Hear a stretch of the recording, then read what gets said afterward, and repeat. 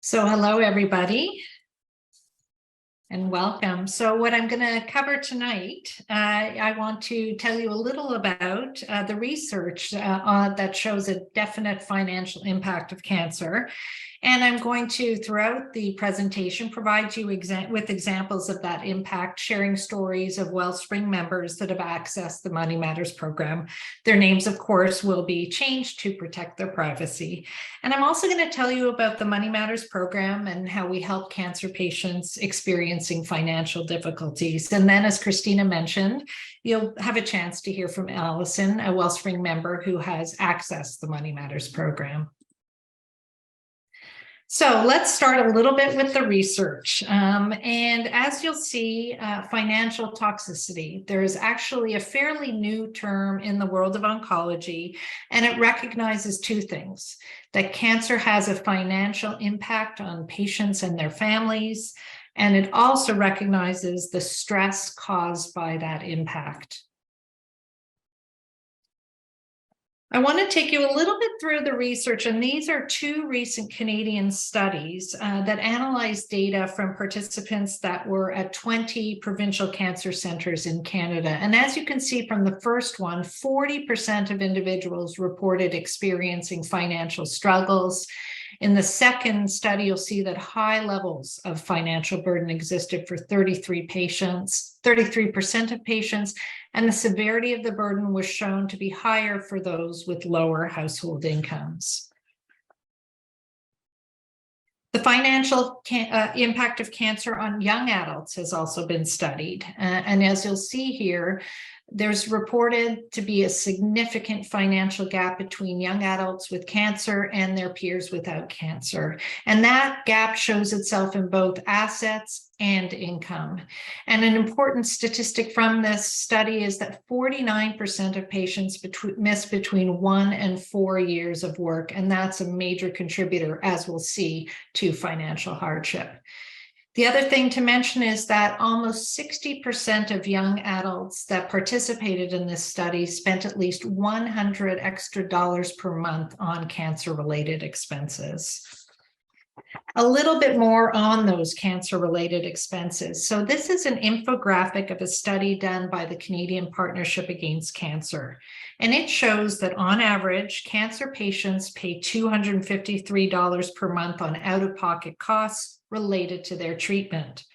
Non-medical costs are considerably higher than medical costs because most cancer medical costs are covered by the government, but more about that later. So, for example, while out-of-pocket medication costs average between $60 and $200, transportation costs average between $200 and $1,200 per month. And I think those of us that have parked at a hospital lately understand that figure. So what causes the financial hardship? What are those expenses? Well, as you'll see on the screen, out-of-pocket drug costs, all different types of medical supplies, alternative and complementary treatments, transportation and accommodation, childcare. The list could go on and on. But the other big part of the financial impact of cancer is the lost income. Many cancer patients have to stop working for treatment, and as well, their caregivers may also need to take time off work. So not just experiencing an increase in expenses, they're also experiencing a decrease in income. So I want to present the first of the cases of somebody that we worked with in the Money Matter program, and that is Manpreet. So Manpreet was diagnosed with breast cancer. In terms of her income, she had to stop working, and so she collected what people typically collect at the start of their time off of work, 15 weeks of employment insurance sickness benefits. She applied for the longer-term disability program, CPP disability benefits. However, unfortunately, her claim was denied, so she doesn't have a source of income currently. Luckily, Manpreet's husband, Rishi, is working full-time. So what happened was Manpreet was prescribed a drug that will increase her survival rate, but unfortunately it's not covered under any of Ontario's drug programs. It's covered for metastatic breast cancer, but not for early stage breast cancer. Manpreet is covered under Rishi's drug plan. However, timing is everything. They've reached the annual cap under their plan. So they ended up having to pay out of pocket for the drug. And over the course of 3 treatments of this particular drug, they ended up paying $6,600 out of pocket. So there you can see a real life example of the financial impact. I wanted to highlight the finding of one particular study, and it showed that many Canadians believe that because we have socialized medicine and government and workplace income benefit programs, we'll be looked after if we get sick. We are very, very lucky to have these programs that we have, but as you're going to see, they don't cover our income completely if we have to take time off work. So let's see what's available. With workplace benefits, you're looking at short-term and long-term disability. It's known that only less than half of Canadians have disability insurance through their workplace. And even if they do have disability insurance, it really varies in terms of the coverage. So in terms of short-term disability, it can really range in length available. So anywhere from 6 to 52 weeks. And the typical short-term disability policy will pay anywhere between 50 and 70% of pre-disability income. In terms of long-term disability, the policies vary, but generally you're looking at 60 to 70% of pre-disability income. So let's see what that looks like. So here we have a couple in their early 60s. They have a combined income of $100,000, with Marco earning $60,000. Marco is diagnosed with colon cancer, and luckily his employer offers both short-term and long-term disability. Marco and Talia have been putting money away for years and have now accumulated $100,000 in savings. They have a small mortgage, and their current, so pre-treatment monthly income covers their monthly expenses and allows them to continue saving for retirement. So what I always find interesting is to map that out as to what that actually looks like in real dollars. So if we look at Marco having 3 months of short-term disability at 80%, and then the rest of the year at long-term disability at 67% of income, what you're looking at here is a 30% decrease in income. And there isn't a companion, expenses going down. As we know, expenses often go up when there's a cancer diagnosis. So again, great to have the workplace benefits, but one can see here from the numbers the shortfall in income. In terms of government benefits, the government's short-term disability program is our employment insurance sickness benefits. They pay 55% of earnings, but they max out at $638 per week. They're available for 15 weeks. Happily, they're going to be increasing to 26 weeks as of December. So that would be the short term, what somebody could get for 15 weeks currently. Then you would access one or both of the longer term government programs. The first one is CPP disability benefits. That's the federal program. And as you'll see, the maximum amount you can get under that program is about $1,500 a month. Our Ontario Disability Support Program pays a single person $1,228, a couple $1,839. And I should mention that if you access both of those benefits, you don't get to add the 2 benefits. Ontario Disability will offset whatever you get from CPP disability. So again, you can see the shortfall in income. And to give you another sort of real example, here we have Mary Beth. She is a 42-year-old single mom with 2 kids. Her annual income is around $47,000. She works for a small company, so they don't have any short-term or long-term. But she's, been able to put aside $60,000 in a mutual fund for her retirement. After being diagnosed with ovarian cancer, Mary Beth has learned from her doctor that she's going to be off work for at least 1 year. So again, let's see how that plays out for her. In this case, she has her 15 weeks of EI sickness benefits and then moves over to CPP disability, where she'll get $13.28 a month. And so what we're looking at here is a significant amount of lost earnings due to her cancer diagnosis, 62% to be exact. So again, you can really see the real life impact of a cancer diagnosis on somebody's financial situation. So how do cancer patients cope with financial hardship? Well, and we've seen this in the Money Matters program, they may have to dip into their savings. They may be cashing in investments or RRSPs. People may be accessing their lines of credit and running up credit card debt. They may end up having to return to work before they're ready or have to work during treatment. In other cases, sometimes they're just not able to access the drugs or medical supplies that they need. And in, less often cases, they might have to vary their treatment plan to accommodate them, let's say having to continue to work or maybe having to be off of work for a shorter period of time. So, I'm going to show you again another example of somebody that I'm working with now where this has happened to her. And this is Rose. She is 68 years old. She works full-time and collects her CPP and old age security. Rose has been diagnosed with stage 4 pancreatic cancer. She does not have any disability benefits available through work, and she's not eligible for any government disability benefit programs because she's over 65. And what's happened is her CPP and old age security are simply not enough to cover her monthly expenses. She needs her income.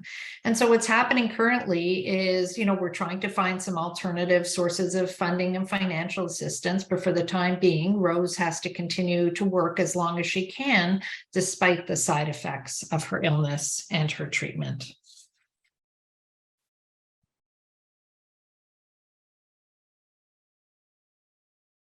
Understandably, the financial burden can significantly increase the psychological distress experienced by cancer patients. I can't tell you over the years how many times I've met with somebody who said that the stress of their financial situation is, as difficult, if not more difficult than the cancer diagnosis itself. And the other thing, as Christina mentioned, given the time of year, financial stress, I think, often increases at holiday time. We all feel stressed generally around the holidays, organizing family celebrations, buying gifts, the general feeling of the holiday rush. But for those with financial concerns, holiday time can just be an additional layer of stress. So let me tell you how we help in the Money Matters program. It's an opportunity for a Wellspring member to have a one-on-one appointment with a case manager to help them deal with the financial impact of the cancer. It's an opportunity for them to go through their situation and to come up with a plan to see what resources they can access that can hopefully try and lessen their financial burden. Specifically, we cover a wide gamut of programs, both through the government, through workplace, and through community resources. So again, helping with income replacement, helping with medical expenses like drug coverage, transportation to treatment, help for household expenses. So helping people identify resources to help with overdue rent or overdue utilities. And, in terms of accessing the programs, we are there to help with all of the paperwork, which can be difficult to deal with when you're experiencing side effects of treatment, especially something like brain fog. And we also provide ongoing case management. So it's not just a one-time appointment. We want to ensure we help members at every stage along their cancer journey.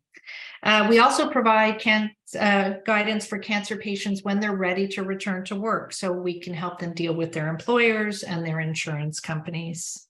And then lastly, we also offer specialized clinics. We have volunteer estates lawyers who prepare wills for low-income Wellspring members. We have volunteer employment lawyers that help members with issues relating to their workplace. And we also have a career coach clinic that helps members with career exploration and the job search process.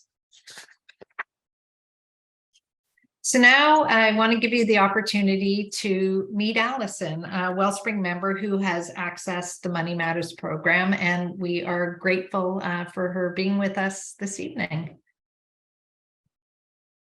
Hi. Hi, Allison. So maybe you can start off and tell us a little bit about your cancer journey.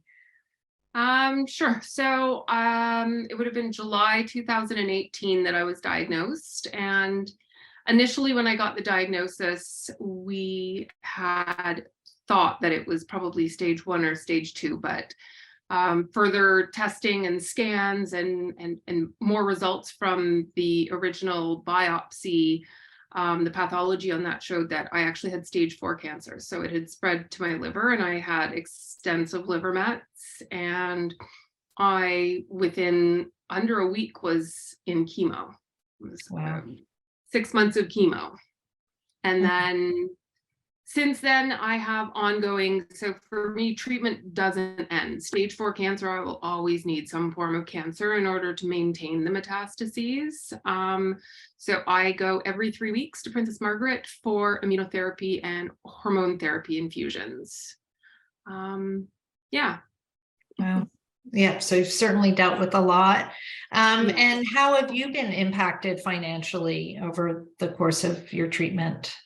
A lot. I'm single, I'm self-employed, I live on my own, so I don't have the option that a lot of people do with their workplace benefits and that type of thing. So I had no choice. I had to work all through chemo, all through for the last 4 years I've worked. Now I haven't worked full time by any stretch of the imagination. I've had to really cut back due to the brain fog and the fatigue from the ongoing treatment. The fatigue is actually, it piles up, it accumulates as you get further and further into it. So yeah, so working full time isn't an option. I get as much as I can in, but there's definitely that's been a hit for me, definitely. Right. So you've seen the decrease in income, and have you also seen, like, are there particular expenses that have sort of come into play that were unexpected?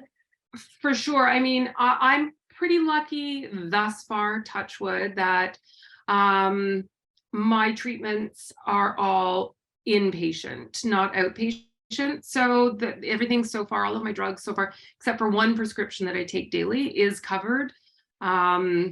And when I started working for myself prior to my diagnosis, my father, the first thing he said to me was, you need to have benefits. So I do pay into my own private benefits through Manulife. So I do have, some coverage, thank God. But there's still, there are expenses, not as much right now, but at some point, I'm going to have to move on to a next line of treatment and then a next line of treatment. And I have no way of knowing what that's going to be and whether or not it's going to be inpatient, outpatient, covered or not.